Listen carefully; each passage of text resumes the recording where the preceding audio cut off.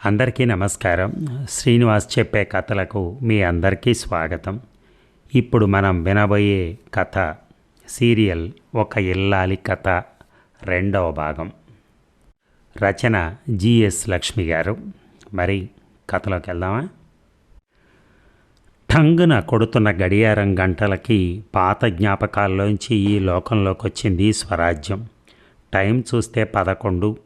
ఈ ప్రమీల ఇంకా రాలేదేమిటో. ఈ సంవత్సరంలో ప్రమీల డిగ్రీ చదువైపోతుంది. ఆ పైన రమణమూర్తి వెనకాల పడి తొందరలో మంచి సంబంధం చూసి పెళ్లి చేసేయాలి. తను తొందర పెట్టకపోతే రమణమూర్తి పట్టించుకోడు. 8 ఏళ్ల అప్పటినుంచి ప్రమీలను స్వంత కూతురి కన్నా ఎక్కువగా ప్రేమించి పెంచింది. ఒక మంచి ఇంట్లో పడేస్తే తన పెంపకానికి ఫలితం దక్కుతుంది. ఇక మరిది పతంజలి సంగత. ఎంఎస్సీ పూర్తయి 6 నెలలైంది. అప్పటి నుంచి ఇంటర్వ్యూలకు వెళ్ళొస్తూనే ఉన్నాడు. ఇవాళ రేపో ఎక్కడో అక్కడ ఉద్యోగం దొరక్కపోదు. తాము ట్రాన్స్ఫర్ల మీద తిరుగుతూ ఇదిగో ఈ హైదరాబాద్ ట్రాన్స్ఫర్ అయి 5 ఏళ్ళయింది. ఇక్కడికి వచ్చాక రమణమూర్తికి స్వంత ఇల్లు కట్టుకోవాలనిపించింది. 2 ఏళ్ల క్రితమే బర్కత్పురాలో చిన్న స్థలం ఒకటి కొని లోన్ తీసుకుని చక్కని ఇల్లు ఒకటి కట్టుకున్నారు. పతంజలి ప్రమీలల బాధ్యతలు తీరిపోతే తనకు కాస్త నిశ్చింత. అవి అయ్యేదాకా తనకి టెన్షన్ తప్పదు. 1కి 10 సార్లు ముందు విషయాలు వెనక విషయాలు ఆలోచిస్తూ కిటికీకి సోఫాకి మధ్య కాళ్ళు నొప్పులు పుట్టేలా పచారులు చేస్తోంది స్వరాజ్యం. బయట మోటార్ సైకిల్ ఆగిన శబ్దానికి గబగబా కిటికీ దగ్గరికి వెళ్ళి గేటు వైపు చూసింది. గేటు బయట ప్రమీల మోటార్ సైకిల్ పక్కన నిలబడి దాని మీద కూర్చున్న అబ్బాయితో ఏదో చెప్తోంది. కంగారు పడింది స్వరాజ్యం. ఏమిటి పిల్ల చేస్తున్న పని? పరాయి మగాడితో అర్ధరాత్రి దాకా మోటార్ సైకిల్ ఎక్కి తిరిగొచ్చింది చాలక ఇంటి ముందు దిగి అతనితో కబుర్లు చెప్పడానికి ఎంత ధైర్యం! వెంటనే తమ పడక గది వైపు చూసింది. భర్త రమణమూర్తి మంచి నిద్రలో ఉన్నట్టున్నాడు. అంతా నిశ్చలంగా నిశ్శబ్దంగా ఉంది. తేలిగ్గా ఊపిరి పీల్చుకుంది. నెమ్మదిగా శబ్దం కాకుండా వీధి తలుపు తీసింది. ప్రమీల కూని రాగం తీసుకుంటూ లోపలికి వచ్చి వదిన్ని చూసి పాట ఆపేసింది. ప్రమీల మొహం చూసింది. సాయంత్రం అంతా ఎంతో సంతోషంగా గడిపినట్టు మొహం అంతా వెలిగిపోతోంది. ఏమనాలో తోచలేదు స్వరాజ్యానికి. అన్నం పెట్టనా అని అడిగింది. ఫ్రెండ్ బర్త్డే అయింది వదిన, బయట తినేశాను అంటూ గదిలోకి వెళ్ళిపోయింది. మర్నాడు పొద్దున్నే అష్టావధానం చేస్తోంది స్వరాజ్యం. అత్తగారు పంకజం సరిగ్గా ఆ సమయంలోనే పూజ కూర్చుంటుంది.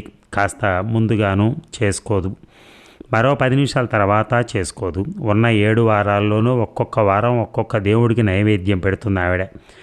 ఆదివారం ప్రత్యక్ష దైవం సూర్యనారాయణమూర్తికి బియ్యం పరమాన్నం, సోమవారం శివుడికి కొబ్బరికాయ, మంగళవారం ఆంజనేయ స్వామికి అప్పాలు, బుధవారం అయ్యప్ప స్వామికి కట్టు పొంగలి, సరే గురువారం సాయిబాబాకి పాలకోవా, శుక్రవారం అమ్మవారికి గారెలు చిత్రాన్నం, మరి శనివారం వెంకటేశ్వర స్వామికి భోగం. ఇలా ప్రతిరోజు ప్రొద్దున్నే రోజుకొక నైవేద్యం చేయవలసిందే. స్వరాజ్యానికి దైవభీతి పాపభీతి కూడా ఎక్కువే. దేవుడి నైవేద్యానికి మటుకు ఏ రోజు లోటు చెయ్యదు. రమణమూర్తికి పొద్దున్నే బ్రేక్ఫాస్ట్ అలవాటు. అతడు ఈ నైవేద్యాలు తినడు. వేరేగా ఏదైనా టిఫిన్ చేయాలి. మరింకా పతంజలి ప్రమీల వాళ్ళిద్దరూ పొద్దున్నే ఏం పెట్టినా తింటారు. కానీ టిఫిన్ బాక్సుల్లోకి మటుకు చపాతీయే కావాలంటారు. మళ్ళీ దానిలోకి వేరే కూర.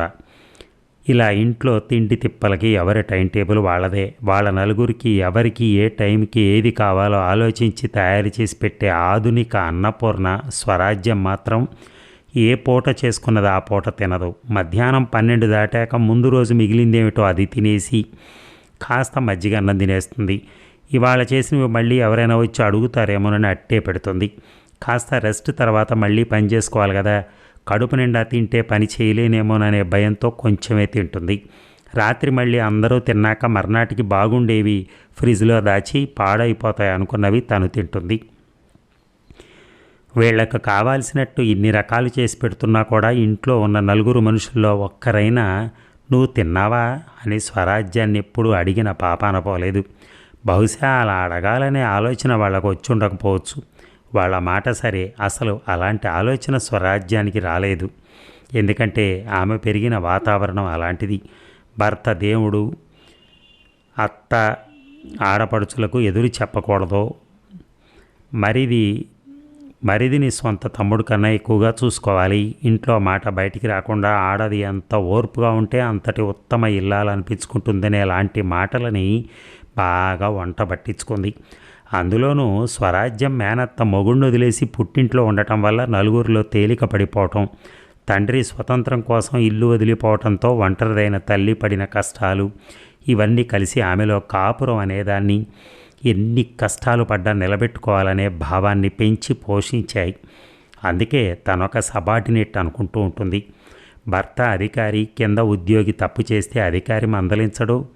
భర్త తన మీద కోపంతో అరిచినప్పుడు కూడా అలా అనుకునే తలదించుకుని నోరు మూసుకుంటుంది. కానీ లోపల మనస్సు మట్టుకు రమణమూర్తి అనే మాటలకు తూట్లు తూట్లుగా ముక్కలు అయిపోతూనే ఉంటుంది. ఉగ్గబట్టుకుని ఎవరూ లేని సమయం చూసుకుని ఒంటరిగా కుళ్ళిపోతుంది. అలాగే ఆ రోజు పొద్దున కూడా శేష్మంలో పడ్డ ఈగలాగా వంటింట్లో కాళ్ళు చేతులు కొట్టుకుంటోంది స్వరాజ్యం. అత్తగారి పూజ పూర్తయింది. నైవేద్యం పట్టుకెళ్ళి దేవుడి ముందు పెట్టి లెంపలేసుకుంది. మళ్ళీ స్టవ్ ముందుకొచ్చి కూర కలపసాగింది. వదినా, ప్రమీల నెమ్మదిగా వెనక నుంచి పిలిచింది. ఇదేమిటి, ఏదైనా అడిగితే ఆర్డర్ ఇచ్చినట్టు అడుగుతుందే, ఇలా నెమ్మదిగా పిలుస్తుందేమిటి, ఒంట్లో కానీ బాగోలేదా? వెంటనే వెనక్కి తిరిగి ప్రమీల నుదుటి మీద చేయి వేసి చూసింది. అబ్బే, ఏం లేదు వదిన, బాగానే ఉంది. మరేంటి, ఏం కావాలి? ప్రమీల తటపటాయిస్తోంది. ఏమిటి, మరోసారి అడిగింది. 200 కావాలి వదిన, అంది ప్రమీల. 200? రాజ్యం టిఫిన్ అయిందా? రమణమూర్తి కేక వినపడింది. కంగారు పడింది స్వరాజ్యం.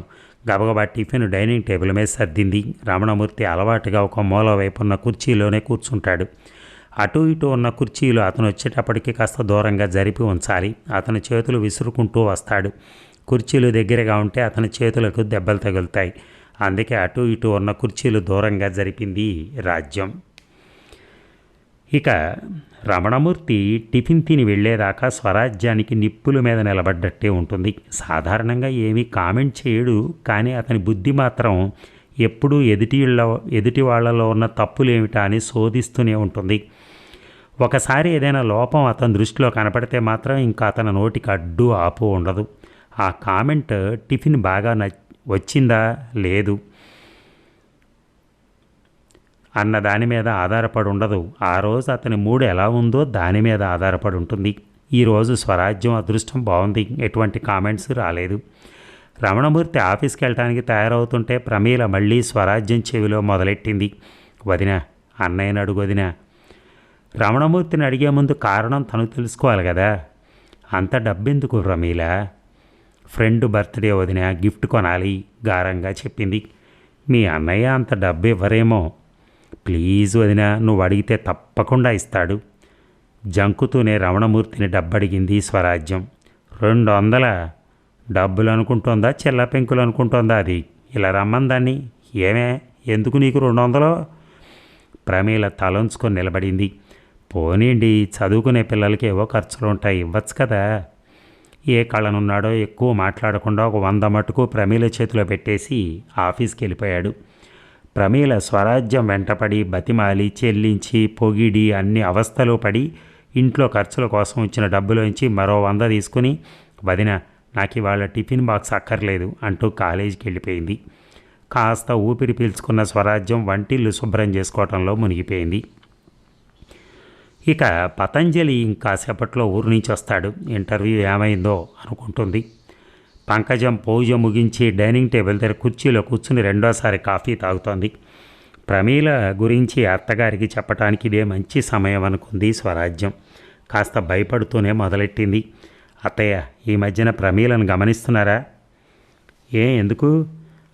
ఏం లేదు, రోజు ఆలస్యంగా వస్తోంది. ఏమిటంటే ఫ్రెండ్స్ బర్త్డేలు అంటోంది. అదేమిటి, కాలేజీలో చదువుకునే పిల్లలకు ఆ మాత్రం సరదాలు ఉండవా ఏమిటి? అది కాదత్తయ్య, డబ్బు కూడా ఈ మధ్య బాగా ఖర్చు చేస్తోంది. పోనీద్దు, వాళ్ళ అన్నయ్య సంపాదిస్తున్నాడు, అది ఖర్చు పెట్టుకుంటోంది. రేపొద్దున అత్తారింటికి వెళ్తే ఈ స్వతంత్రం ఏది? అలా అని కాదు, కాస్త మొహమాట పడింది. మరి ఇంకా తప్పదనుకుంది. మరి నిన్న రాత్రి చాలా ఆలస్యంగా ఎవరో అబ్బాయితో మోటార్ సైకిల్ మీద వచ్చింది. కోడలు మాట నోట్లో ఉండగానే అంతెత్తును లేచింది పంకజం. ఏమే, ఎలా కనిపిస్తుంది నా కూతురు? నీలాగా కుర్రాళ్ళను బుట్టలో వేసుకునే రకం అనుకున్నావా? మావాడు నీ వలలో పడ్డాడని వాటి మాట కాదనలేక నీ ఇంటి కోడల్ని చేసినంత మాత్రాన మీ లేనింటి లేకి బుద్ధులు ఎక్కడికి పోతాయి? మావాడి మొహం చూసి నిన్నింట్లో జారనిస్తే నువ్వు నా కూతురునే తప్పు పడతావా? అయినా బయట నుంచి వచ్చిన దానివి, నీ హద్దుల్లో నువ్వుండు అంటూ అనేవి అనకూడనివి అన్నీ కలిపి దులిపేసింది స్వరాజ్యాన్ని పంకజం. తెల్లబోయింది స్వరాజ్యం. పెళ్ళైన కొత్తలో కొడుకు ఎదురుగుండా నా బంగారు తల్లివే నువ్వు అన్న కోడలిని కొడుకటు తిరగగానే నా నెత్తి మీద పెద్దమ్మలా ఎక్కావే అనే అత్తగారి ధోరణి స్వరాజ్యానికి ఏం కొత్త కాదు. ఆవిడ నాలిక ఎటువైపైనా తిరగగలదని తెలుసు.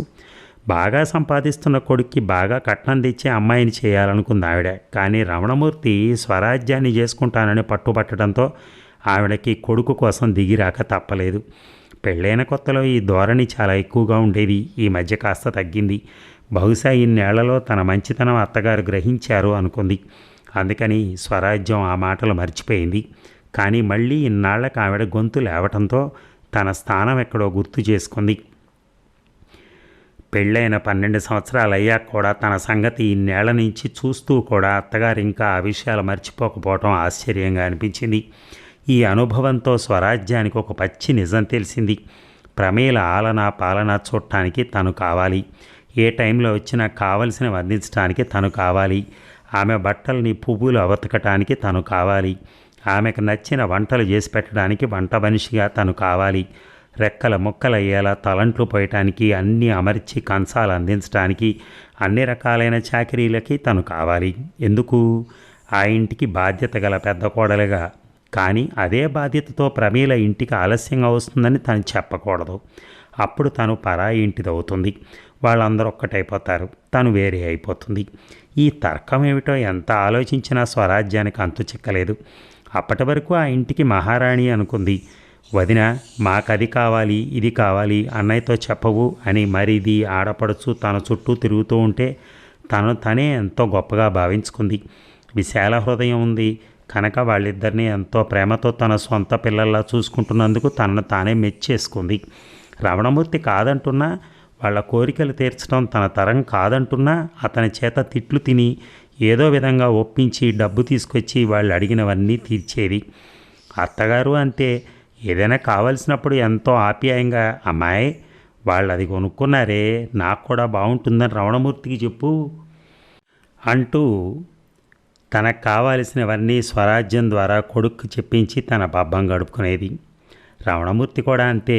చాలా తెలివిగా పెత్తనమంతా స్వరాజ్యానిది అనే భ్రమ కలిగించేవాడు. తనకేమీ ఇష్టం లేనట్టు స్వరాజ్యం చెప్పటం వల్ల ఒప్పుకుంటున్నట్టు మాట్లాడేవాడు. కానీ నిజంగా రమణమూర్తి స్వరాజ్యం అడగనివి తన తల్లి, తమ్ముడు, చెల్లెళ్ళకి కనుక వాటన్నిటికీ ఒప్పుకునేవాడు. కానీ నిజంగా రమణమూర్తి స్వరాజ్యం అడిగినవి తన తల్లి, తమ్ముడు, చెల్లెళ్ళకే గనక వాటన్నిటికీ ఒప్పుకునేవాడు. అలా ఆమె కళ్ళకు అనురాగం, ఆప్యాయత అనే గంతలు కట్టేసి ఆమె చెప్పిన మాట ఆ ఇంట్లో వేదవాక్యం అనే భ్రమ కలిగించి ఆ ఇంట్లో అందరూ స్వరాజ్యాన్ని గానుగెద్దును తిప్పినట్టు తిప్పుతూ నూనె పిండుకుంటున్నారు. అత్తగారన్న మాటలకి మళ్ళీ స్వరాజ్యానికి ఆ ఇంట్లో తన స్థానం ఎక్కడో చూపించినట్టయింది. నాణానికి రెండో వైపు తిప్పి చూడకపోవటం తనదే తప్పనుకుంది. అప్పటినుంచి తనకంటూ కొన్ని హద్దులు ఏర్పరచుకుంది. ప్రమీల ఎప్పుడొస్తున్నా ఎప్పుడు వెళ్తున్నా అడగడం మానేసింది. టైంకి అన్నీ అమర్చి ఒక డ్యూటీలా చేస్తోంది తప్పితే ఇదివరకు అంత ఆప్యాయత చూపించలేకపోతోంది. స్వరాజ్యం ఈ నిర్లిప్తత ప్రమీలకు బాగా అనుకూలించింది. అసలు ప్రమీల మంచి అమ్మాయే, కానీ డబ్బుగల అబ్బాయి స్నేహాన్ని ఆశిస్తుంటే కాదనే అంత అవివేకురాలు కాదు. ప్రమీల ప్రేమించిన శ్రీకాంత్ తండ్రి పద్మనాభం గారు సిటీలో ఉన్న కొద్దిమంది సంపన్న గృహస్థుల్లో ఒకరు. సెంట్రల్ గవర్నమెంట్లో పెద్ద హోదాలో ఉన్నారు. ఊరిలో ఉన్న పొలాలను చూసుకోవటం కష్టమని గ్రహించి తెలివిగా వాటన్నిటినీ సిటీలో బిల్డింగులు కొనటంలో, కట్టడంలో పెట్టేశారు. ప్రస్తుతం మెయిన్ బజార్లో ఉన్న ఆయన కట్టిన షాపింగ్ కాంప్లెక్స్కే బోల్డ్ అద్దొస్తోంది. మరి ఇంకా మిగిలిన అద్దెలకు ఇచ్చిన ఇళ్ల మాట చెప్పక్కర్లా. ఆయన ఉద్యోగరీత్యా హైదరాబాద్ వచ్చి 20 ఏళ్ళు దాటుంటాయి. వచ్చిన కొత్తల్లోనే గవర్నమెంట్ వారి హౌసింగ్ బోర్డు ఇళ్లలో ఒక ఇంటికి సొంతదారుడయ్యారు. సిటీ పెరుగుతున్న కొద్దీ దూరంగా ఉన్న స్థలాలు కొనటం, కొన్నాళ్ళకని సిటీలో కలిసిపోవటం, అక్కడ ఇళ్ళు కట్టి అద్దెలకు ఇవ్వటం, ఇలా చేస్తూ ఊరిలో ఉన్న భూములు అమ్మేసి సిటీ సెంట్రల్లో పెద్ద షాపింగ్ కాంప్లెక్స్ కట్టేశారు. ఇక మరి ఆయన కష్టపడక్కర్లేకుండా జీతం గీతం కాకుండా నెలకెంతని అద్దెలు కూడా చేతిలో పడుతున్నాయి. పొలాల్లో పంటలైతే ఏడాదికోసారి, మహా అయితే 2 సార్లు దిగుబడి, అది కూడా ప్రకృతి అనుకూలిస్తేనే. కానీ ఈ అద్దెల వల్ల నెలకోసారి దిగుబడి. తెలివైన వాడు గనక భార్య పేర కొడుకుల పేర తలా ఒకటి పెట్టాడు. ఆయనకి 3 కొడుకులు, 2 కూతుళ్ళు. కూతుళ్ళిద్దరికీ కట్నాలు ఘనంగా ఇచ్చి తన తాహతుకు మించిన వారితో రంగరంగ వైభవంగా పెళ్ళిళ్ళు చేశారు. పెద్ద కొడుకు కూడా ఇంజనీరింగ్ అయ్యాక ఉద్యోగాల జోలికి పోకుండా అపార్ట్మెంట్లు కట్టి అమ్మటం మొదలెట్టాడు. మరింక లోటే ఉంది. సిటీలో ఉన్న పెద్ద బిజినెస్ మ్యాన్ కూతుర్ని ఇచ్చి అతనికి పెళ్లి చేశారు. ఇక వారింట్లో సిరి సంపదలకి సుఖ సంతోషాలకి కొదవే లేదు. లక్ష్మి సరస్వతులు ఇద్దరూ వాళ్ళింట్లోనే కొలువు తీరారా అనిపిస్తుంది. ప్రమీల ప్రేమించిన శ్రీకాంత్ పద్మనాభం గారు రెండో అబ్బాయి. ఇంజనీరింగ్ అయ్యాక ఎంబీఏ కూడా చేశాడు. హైదరాబాద్లోనే ఒక ప్రైవేట్ కంపెనీలో చెప్పుకోదగ్గ సంపాదనలోనే ఉన్నాడు. శ్రీకాంత్ను చూడగానే ఆకట్టుకునే రూపం. కష్టం అంటే ఏమిటో తెలియకుండా పెరగటం వల్ల మొహంలో నిర్మలత్వం పోలేదు. ముఖ్యంగా అతను నిలబడే తీరు, నడకలో హుందా, మాట్లాడటంలో గల చాతుర్యం ఎంతమంది కన్నే పిల్లల హృదయాలో దోచుకున్నాయి. కానీ అతని చూపు ప్రమీల మీద పడింది. వాళ్ళ పరిచయం కూడా చిత్రంగా జరిగింది. శ్రీకాంత్ పనిచేస్తున్న private company home appliances distribution పూర్తిగా ఇతని చేతిలోనే పెట్టేసింది. దానికోసం ఆడవారిని ఆకర్షించే ప్రణాళికలను శ్రీకాంత్ తయారు చేయవలసి వచ్చింది. అందులో భాగంగా గృహిణులకు వంటల పోటీలు, కాలేజీ అమ్మాయిలకు డిబేటింగ్, హై స్కూల్ అమ్మాయిలకి ఆటల పోటీలు ఏర్పాటు చేసి దానికోసం సిటీలో విస్తృతమైన ప్రచారం చేశాడు. ఊహించలేనంత స్పందన వచ్చింది. ప్రమీలకి స్టేజ్ ఎక్కి ఉపన్యాసాలు ఇవ్వటం అంటే చాలా ఇష్టం. చిన్నప్పటి నుంచి ఉపన్యాసాలు ఇవ్వటం ఆమెకు వెన్నతో పెట్టిన విద్య. అందుకే ఈ పోటీల్లో ప్రమీల కూడా పాల్గొంది. చాలా కాలేజీల నుంచి ఇంచుమించు 50 మంది దాకా పోటీకి వచ్చారు. జడ్జీలుగా ఒక ప్రొఫెసర్ని, ఒక లాయర్ని, ఆ కంపెనీ ఎండీని తీసుకొచ్చాడు శ్రీకాంత్. ముందుగా అందరికీ రిటర్న్ టెస్ట్ పెట్టారు. అందులో 10 మందిని ఎన్నుకుని మాట్లాడమన్నారు. అందరూ మాట్లాడదామని ఉత్సాహంగా వచ్చిన వాళ్లే కానీ వాళ్ళు నిలబడిన తీరు, మాట్లాడిన విధానం, చెప్పిన పాయింట్లు ఇవన్నీ దృష్టిలో పెట్టుకుని 5గురిని మాత్రం ఫైనల్స్కి సెలెక్ట్ చేశారు. ఆ 5గురిలో ప్రమీల కూడా ఒక అమ్మాయి. ఫైనల్స్లో అందరూ చక్కగా ఎవరి అభిప్రాయం వాళ్ళు చెప్పారు. ప్రమీల వంతు వచ్చింది. ప్రమీలను చూడగానే శ్రీకాంత్ స్తబ్దుడై నిలబడిపోయాడు. ఆ రోజు శుక్రవారం అవటం వల్ల తలంటు పోసుకున్న జుట్టు ఎంత నొక్కి పెట్టినా లొంగకుండా ముంగురులు ప్రమీల నుదుటి మీద ఆడటం మొదలెట్టాయి. చిన్న చిన్న పువ్వులున్న డిజైన్ ఉన్న లేత రంగు వాయిల్ చీర కట్టుకుంది. పసుపు రాసుకుని తలంటుకుందేమో. ఇంకా చెరిగిపోని లేత పసుపు రంగు చెంప మీద పగటి వెలుతురు పడి మెరుస్తోంది. పెట్టుకున్న కాటుక వల్ల సోగ కళ్ళు మరింత సాగి చెవుల దాకా విస్తరించాయి. తళుక్కుమంటున్న జోకాలు చెంపలకు తాకుతూ ఉంటే అది పసిడి పసిమా లేక ఒంటి పసిమా అన్నట్టుంది. నిబ్బరంగా టీవీగా ఒక మహారాణిలా ప్రమీల నడిచొచ్చి స్టేజి మీద మైకు ముందు నిల్చున్న తీరు శ్రీకాంత్ని ఏవేవో ఊహల్లోకి తీసుకెళ్ళిపోయింది. శ్రీకాంత్కి గుర్తు తెలిసినప్పటి నుంచి తల్లిని, అక్కా చెల్లెల్ని చూస్తున్నాడు. ఎప్పుడూ మెడ తిరగని నగలు, పెద్ద పెద్ద జరీ బోర్డరున్న చీరలు, ఎప్పుడూ వీటి గురించే కబుర్లు తప్పితే ఇలాంటి సన్నటి వాయిల్ చీరలో మూర్తిభవించిన చైతన్యంలా ఉన్న అమ్మాయిని చూడటం అతనికి ఏదో కొంచెం తేడాగా అనిపించింది. తనను పెళ్లి చేసుకునే ఉద్దేశంతో చాలామంది అమ్మాయిలు వయ్యారాలు పోతూ తనను చుట్టుకోవడం అతనికి తెలుసు. కానీ ఆడపిల్లల్లో ఇంతటి ఆత్మవిశ్వాసం శ్రీకాంత్కి వినూత్నంగా అనిపించింది. కొత్తగా ఉన్నవన్నీ సహజంగా ఆకర్షిస్తాయి కదా. అలాగే శ్రీకాంత్ ప్రమీల వైపు ఆకర్షితుడయ్యాడు. ఎప్పుడైతే శ్రీకాంత్ తన వైపు ఆకర్షితుడవుతున్నట్టు ప్రమీల గ్రహించిందో అప్పటినుంచి చాలా తెలివిగా వ్యవహరించింది. స్వరాజ్యం పెంపకంలో కొన్ని నియమాలు తప్పనిసరిగా పాటిస్తున్నా ఆమెది తల్లి పోలిక. జరిగినంత వరకు తనకు కావాల్సింది ఎలాగో జరిపించుకోవటం. స్వరాజ్యానికి ఈ విషయం తెలిస్తే అన్నగారితో చెప్పేస్తుందని భయపడి ఆమె దగ్గర దాచింది. వ్యవహారం కొలిక్కొచ్చేదాకా స్వరాజ్యం ముందు బయటపడదలుచుకోలేదు. మొన్ననే శ్రీకాంత్ వాళ్ళ పెద్దవాళ్ళకి విషయం చెప్పి దారి సోమం చేశాడు. ఇక మిగిలిన విషయాలన్నీ రమణమూర్తి చూడవలసిందే. ఇంకా మరి విషయం బయట పెట్టక తప్పదు. అందుకే విషయం వివరంగా తల్లికి చెప్పి స్వరాజ్యానికి చెప్పమంది. ప్రమీల ఎన్నుకున్నది బాగా డబ్బున్న వాళ్ళ అబ్బాయి అని తెలుసుకుని పంకజం కూడా సంతోషించింది. మరి ఈ భాగం ముగిద్దామా? మళ్ళీ కొంతసేపట్లో మళ్ళీ విందాం. Thank you.